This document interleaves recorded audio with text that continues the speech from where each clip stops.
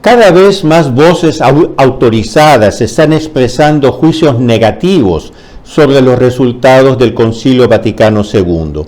Resultados que, de otro lado, podemos ver con nuestros propios ojos. La Iglesia está sumergida en un caos. En medio de este caos ya se comienzan a oír las voces de los que se preguntan: ¿quién será el próximo Papa? ¿Conseguirá hacer volver a la Iglesia a una situación de normalidad? Desgraciadamente, los candidatos que vemos no convencen realmente.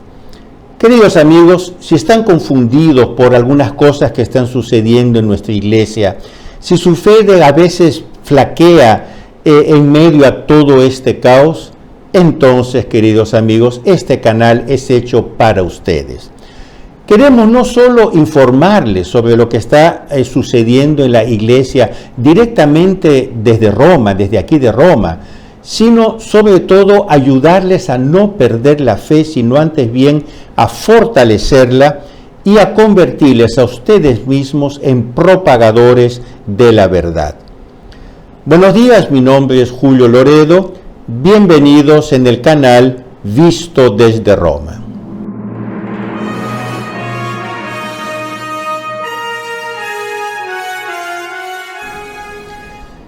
Si aún no te has suscrito al canal, te invito a hacerlo.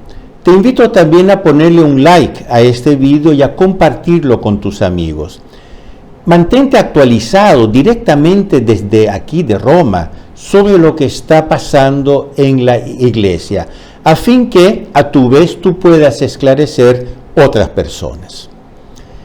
En un periodo de oscuro caos como es el actual, vale mucho la pena escuchar las voces que provienen de la experiencia y del conocimiento histórico, porque son como un faro que nos orienta sobre lo que sucede en la Iglesia en medio de la oscuridad moderna. Para describir la crisis posterior al Concilio Vaticano II, el Papa Benedicto XVI evocó una metáfora que ya había sido usada en el siglo IV en una situación similar por el gran padre de la Iglesia, San Basilio. San Basilio decía: la Iglesia parece como una batalla en la noche, quiere decir un caos total y tinieblas totales. Hay quienes tienden a creer que esta frase de Papa Benedicto XVI fue una frase casual y poco compartida. Absolutamente no. Un papa del calibre intelectual de Benedicto XVI fue tomado muy en serio por figuras muy relevantes. Hoy en día crece el número de personalidades autorizadas que, poseedoras de una gran experiencia en la Iglesia y un gran conocimiento de la historia de la Iglesia, expresan juicios negativos similares sobre la situación actual, quiere decir, sobre la crisis que se abrió o que se agravó a partir del Concilio Vaticano II.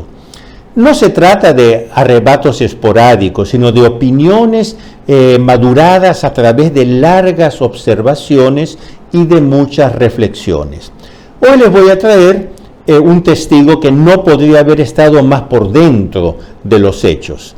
Me refiero al obispo Monseñor Sergio Pagano, prefecto durante 27 años del Archivo Secreto del Vaticano, hoy Archivo Apostólico Vaticano, tal vez el archivo principal, el más importante al mundo, contenido en 86 kilómetros de documentos en galerías y pasillos y túneles debajo del Vaticano.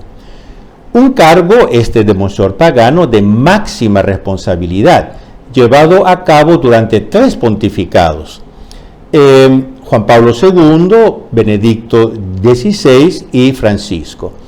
Ciertamente no es alguien que puede ser descrito sumariamente como un reaccionario, incluso porque estamos hablando de un miembro de la Academia Italiana, quiere decir, el más alto nivel intelectual aquí en Italia. Pues bien, Después de esta larga experiencia eclesiástica y desde este observatorio privilegiadísimo, Monseñor Pagano concedió hace pocos días una interesantísima entrevista al conocido editorialista Massimo Franco del Corriere della Sera, el más importante diario italiano, en la que hace esta dramática valoración, y cito entre comillas, Monseñor Sergio Pagano: lamentablemente, después del Concilio Vaticano II ha habido un desorden general. Se ha creado desorden en la disciplina, desorden en los seminarios y en las universidades pontificias. Ha habido una crisis doctrinal cada vez más profunda. En este clima de incertidumbre prevaleció una confusión flagrante. Veo la desorientación de muchos fieles y un declive en el pensamiento teológico. La pastoral misma se ha reducido a la caridad por la caridad, sin una inspiración vertical de fe. Y cierro comillas. Una visión, por lo tanto, muy amplia, esta de Monseñor Sergio Pagano, prefecto por 27 años del Archivo del Vaticano, por lo tanto, conocedor directo de todos estos hechos. Él habla de desorden en la disciplina, desorden en los seminarios, desorden en las universidades, desorden en la doctrina, con la consecuente desorientación de los fieles y por tanto, comento yo, la apostasía de muchos. Justamente una batalla en la noche.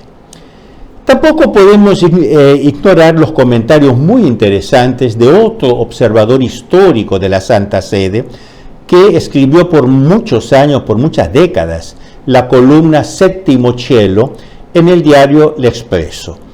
Me refiero a Sandro Magister, tal vez uno de los comentadores más perspicaces de la actualidad vaticana.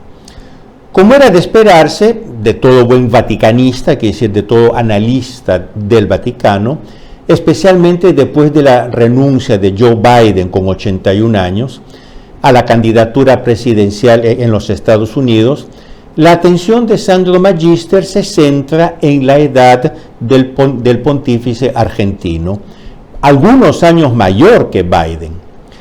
De hecho, Biden renunció por edad y hay que levantar el punto, Papa Francisco tiene 5 años más que Joe Biden. Es completamente natural que el corresponsal vaticano plantee entonces hipótesis sobre los varios cardenales papabili. Papables o papabili en italiano son los cardenales que pueden ser elegidos papa. Por lo tanto, son los cardenales de los cuales más se habla como posibles sucesores del Papa Francisco. Sandro Magister trata sobre todo de 3 de ellos. Uno, el relator general del sínodo, el jesuita Jean-Claude Hollerich, arzobispo de Luxemburgo, el arzobispo de Bolonia, cardenal Matteo Zuppi, y por último, tal vez el que realmente tiene más probabilidad, el secretario de Estado, cardenal Pietro Parolin. Esto será, como veremos, un tema recurrente en los próximos meses, al cual yo volveré una y otra vez. Nada de más normal. Respecto al cardenal Parolin, Magister comenta que hay gente que ve en él una persona capaz de poner, y cito entre aspas, una persona capaz de poner algo de orden en la Iglesia, con esa prudencia y ese método propios de la profesión diplomática, su competencia primordial.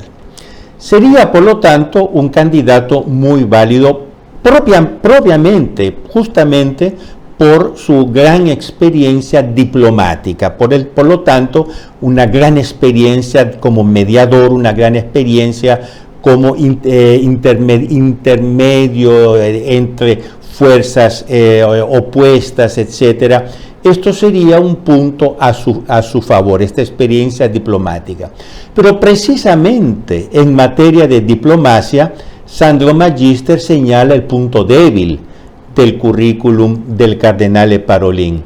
ya que, siguiendo a sus mentores, los ex secretarios de Estado, los dos ya fallecidos, cardenal Casaroli y Silvestrini, él firmó acuerdos con la China comunista que, dice Sandro Magister, trajeron a la Iglesia más daños que ventajas, pero también más porque se inspiró en un método de acción, la llamada Ostpolitik, que desde el principio, en medio a la Guerra Fría, fue duramente sufrida y cuestionada, sobre todo por aquellos que pagaron costos que bordeaban el martirio en los países comunistas, cierro comillas. De hecho, muchísimos, miles de católicos pagaron la política del Vaticano, de la Ostpolitik, con sus propias vidas. Comentando la Ostpolitik, Sandro Magister cita las palabras que yo cité un par de vídeos atrás del cardenal arzobispo emérito de Praga, República Checa, Dominik Duka, sobre la Ostpolitik vaticana.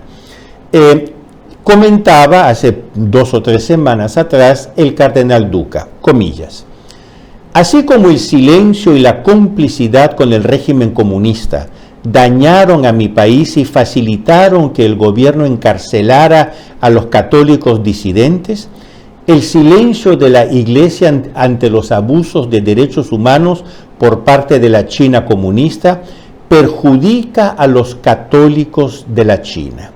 Cierra comillas. Por lo tanto,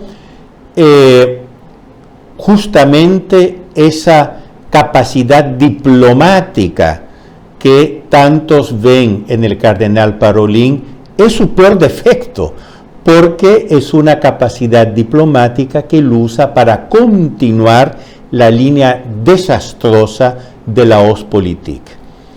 Cuanto al cardenal Matteo Zuppi, arzobispo de Bolonia, Sandro Magister identifica en él esa capacidad característica de la escuela de la cual proviene, que es la comunidad de Santo Egidio.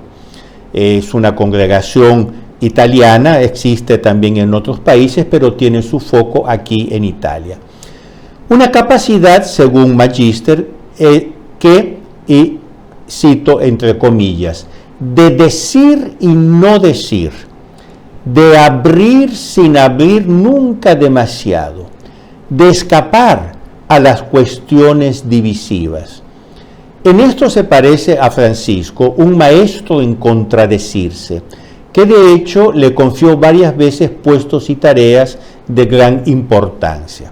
Cierro comillas, hasta aquí el comentario de Magister. Por lo tanto, un arzobispo, un cardenal, Zuppi, que dice sin decir, abre sin abrir, escapa a las cuestiones, quiere decir muy amorfo. Veremos qué opinan los futuros cardenales electores, los que van a juntarse en el próximo cónclave para elegir el próximo papa. Veamos lo que piensan de una figura tan ecléctica. De particular interés es el comentario de Sandro Magister sobre el relator general del sínodo, el cardenal jesuita Jean-Claude Hollerich, arzobispo de Luxemburgo. Muy cercano al Papa Francisco y considerado por muchos, por lo tanto, papable. Hollerich apoya 100% el camino sinodal que se ha abierto, sobre todo en Alemania, pues dice, es muy difícil de detener. Según Hollerich, este camino continuará con cualquier sucesor de Francisco, porque no se puede imaginar que la Iglesia regrese al pasado. Cierro comillas. Por lo tanto, queridos amigos, dice el cardenal Hollerich, el camino sinodal va a continuar. Quien quiera que esté en el trono de San Pedro después de Papa Francisco, el camino sinodal va a continuar. Ahora, esto es una afirmación muy chocante. 3 días atrás, el sitio oficial del Vaticano, del Sínodo del Vaticano, sínodo.va, publicó una encuesta hecha por la propia Secretaría del Sínodo, Esta encuesta arrojó el resultado que el 88% de los fieles, 88%, rechaza el camino sinodal como un camino positivo para la vida de la iglesia.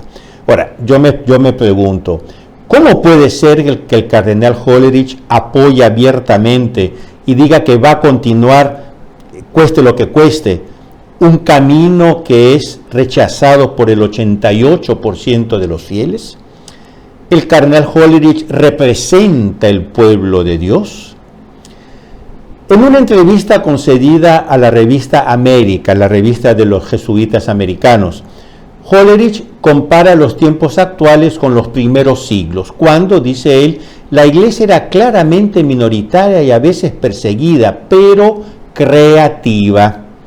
Sin embargo, comenta agudamente Sandro Magister, a diferencia de la iglesia de esa época, que se comprometió enteramente para injertar en la cultura de entonces las novedades de la fe cristiana, dice Magister, la agenda de Hollerich es sustancialmente la agenda del mundo. Nueva moral sexual, sacerdotes casados, mujeres diáconos, mujeres sacerdotisas, más democracia. La agenda frita y refrita, es una expresión italiana que dice que ya nos están cargando demasiado con esta agenda. La agenda frita y refrita de la iglesia alemana, que ya nos está cansando. Hasta aquí, Sandro Magister. Mientras tanto, queridos amigos, y con esto cierro, no dejemos de orar al Espíritu Santo para que los cardenales que participarán al próximo cónclave escuchen la voz de Dios y no la voz del mundo. El Espíritu Santo siempre interviene, el problema es que no siempre lo escuchan. Queridos amigos, no olviden de darle un like a este vídeo y de compartirlo con sus amigos. Ayúdenme, por favor, a hacer crecer este canal para que un mayor número de personas posible pueda estar puntualmente, oportunamente actualizada sobre lo que está sucediendo en nuestra iglesia. Y nosotros nos vemos aquí la próxima semana, aquí en el canal Visto desde Roma. Arrivederci.